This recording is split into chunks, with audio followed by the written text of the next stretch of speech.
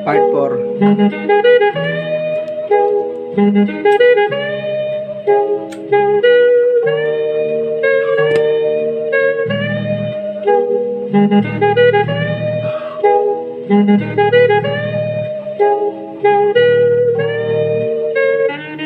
Para daw akong si Magda kasi gabi lumabas. Alam naman nilang mas delikado pa sa labas. Ang gawain ko pa dati ay matulog na maaga, pero tignan mo ngayon, nakatambay sa kalsada na parang walang pamilya at palaging balisa. Hinahanap ang sarili kung saan na napunta. Paglingon sa kaliwa, andun pa pala ang aking mga pamilya. Umiiyak ang ina na para bang gusto niya nang sabihin sumuko ka na. Matigas sa ulo ko kahit ang dami na nila, pero di nanginig ang tuhod kahit na mag-isa. Susugod na mag-isa kasi halang na ang bituka, ang bituka, ang bituka.